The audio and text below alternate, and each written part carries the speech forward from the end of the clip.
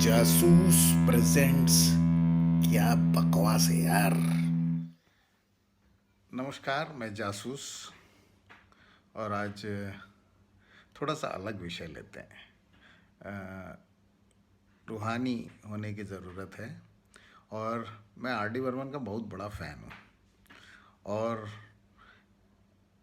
Fan ऐसा नहीं कि सिर्फ उनके म्यूज़िक को अप्रिशिएट करता हूँ, सुनता हूँ, बट उस आदमी के इनोवेशन को, किस तरह से वो अलग अलग चीज़ों से साउंड निकालते थे और साउंड बहुत अच्छा लगता था, और उनको मिक्स कैसे करते थे, कोरस का किस तरह से इस्तेमाल करते थे, ये चीज़ें बहुत ही ज़बरदस्त हैं कि मुझे कुछ चीज़ें जो उनकी हैं ज़िंदगी पे असर करती हैं और मैं कई चीज़ें सीखता हूँ।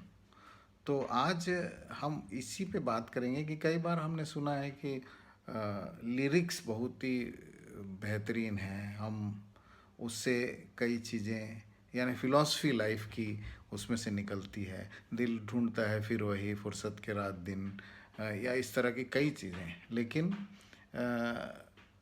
मैं पर्सनली आर डी बर्मन के म्यूज़िक से कुछ चीज़ें सीखने की कोशिश करता हूँ कि वो हो सकता है कि वो आर डी बर्मन खुद भी ना सोच पाए हों, लेकिन मैं सोचता हूँ और मेरा इंटरप्रिटेशन है, और इस इंटरप्रिटेशन को मैं एक बार पब्लिक करना चाह रहा हूँ कि मैंने क्या सोचा है इस गाने में। तो ये गाना जो है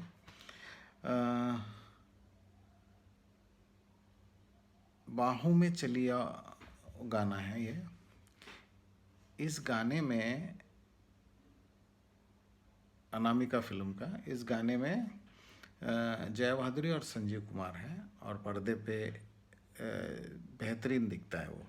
लेकिन अगर आप सिर्फ सुनेंगे भी उस गाने को और ध्यान से सुनेंगे तो जो शुरुआत होता है गाने का, वो फीमेल लीड गाती है अकेले बिना कोई ऑर्केस्ट्रा। फिर थोड़ी देर में गिटार के स्ट्रिंग शुरू होते हैं और फिर थोड़ी देर में परकशन शुरू होता है। तो ये 3 फेज्ड म्यूज़िक जो है, इसका बेहतरीन उदाहरण है जो आर डी बर्मन यूज़ करते थे, कि सिर्फ वॉइस, और बहुत ही सूदिंग वॉइस आती है, in this case Lata ji, और उसके बाद गिटार के बेहतरीन स्ट्रिंग्स सुनाई देते हैं, और स्ट्रमिंग इतना सुंदर लगता है पीछे कि वो ब्लेंड करता है धीरे धीरे गाने के साथ। और तीसरे चरण में आप परकशन बजेगा तो गाना फिर कंप्लीट होके अपना लय पकड़ लेता है। ये तीनों चीज़ें गौर से एक बार सुनिएगा, अभी मैं गाना बजाऊंगा। और दूसरा है, इसमें बीच बीच में रुक के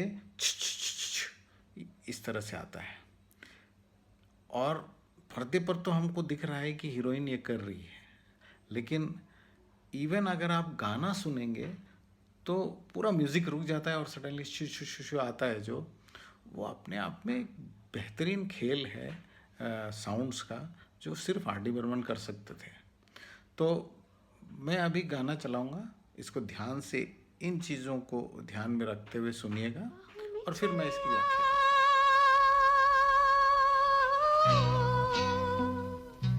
बाहों में चलिया,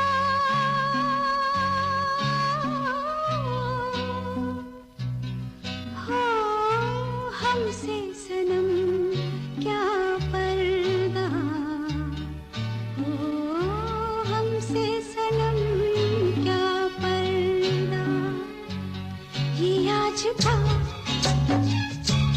नहीं मिलन, ये संग है उम्र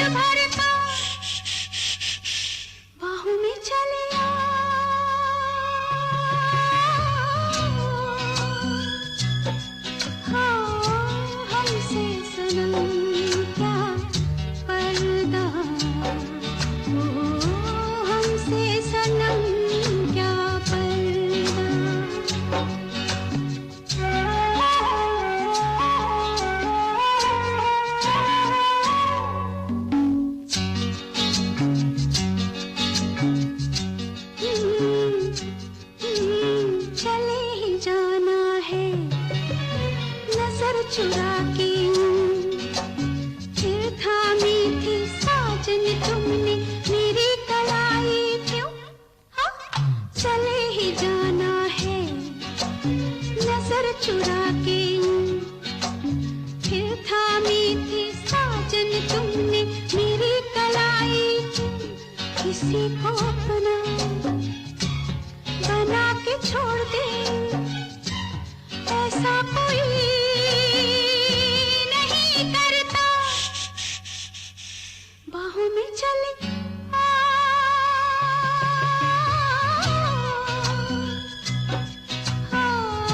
हमसे सनम क्या पर्दा हमसे सनम क्या पर्दा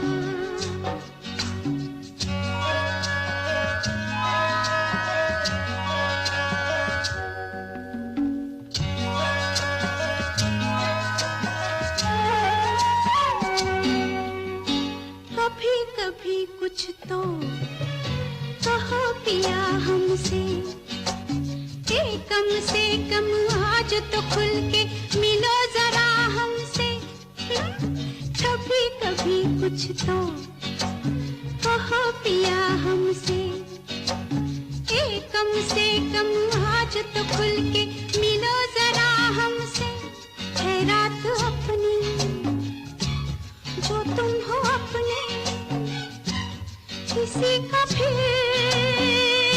हमें डर क्या बाहों में चले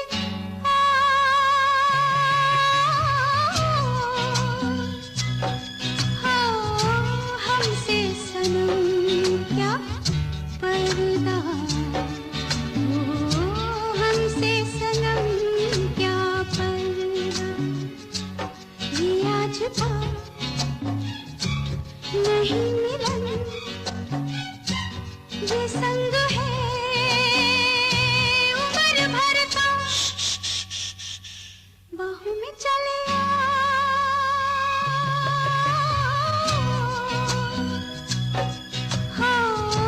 हमसे सनम क्या पर्दा हमसे सनम क्या पर्दा। ओके, तो आपने गाना सुना होगा, एंजॉय किया होगा। आर डी बर्मन के बेहतरीन गानों में से एक है। इसमें जो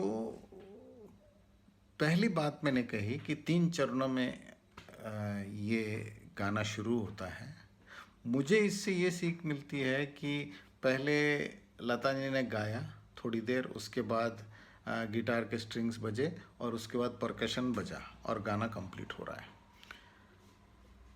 हमारी ज़िंदगी में जो 3 स्टेजेस हैं, वो 3 स्टेजेस मुझे इसमें दिखते हैं, जहाँ तक मैं अभी पहुँचा हूँ।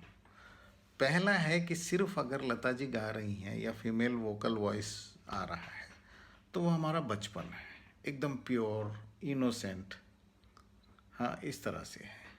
फिर कुछ रंग हमारे जुड़ते हैं इसमें और वो है गिटार, जो कि एब्सोल्युटली टीनेज तरह की आवाज़ है और टीनेजर्स को बहुत भाता भी है।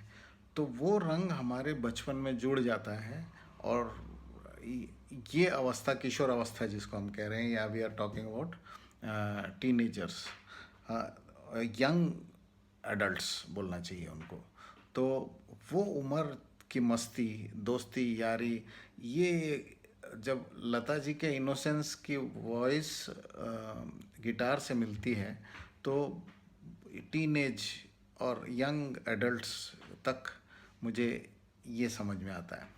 और जब परकशन जुड़ जाता है तो हमारा एडल्टहुड सामने आ जाता है और यानी ज़िंदगी कंप्लीट सी होने लगती है कि हमने बचपन का भी एक्सपीरियंस किया, टीनेज की मस्ती को भी एक्सपीरियंस किया और फिर हमारे बच्चे हो गए, हम अपने आप सक्षम हो गए कमाने के, तो कंप्लीट हो जाती ज़िंदगी।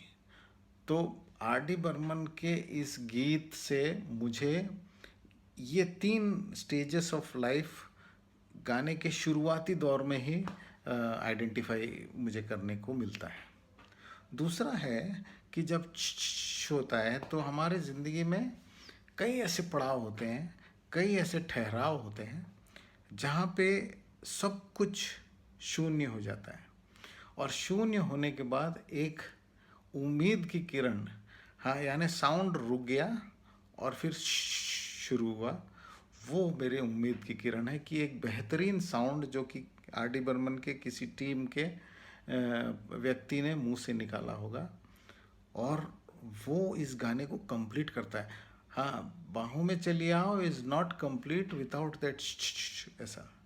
तो ज़िंदगी को कंप्लीट करने वाली कई छोटी छोटी घटनाएं ज़िंदगी में हमारी होंगी, और उनको हम याद रखते हैं बहुत दिनों तक कि मेरे साथ ये हुआ था, ये हुआ था, ये हुआ था, ये वो जगह है।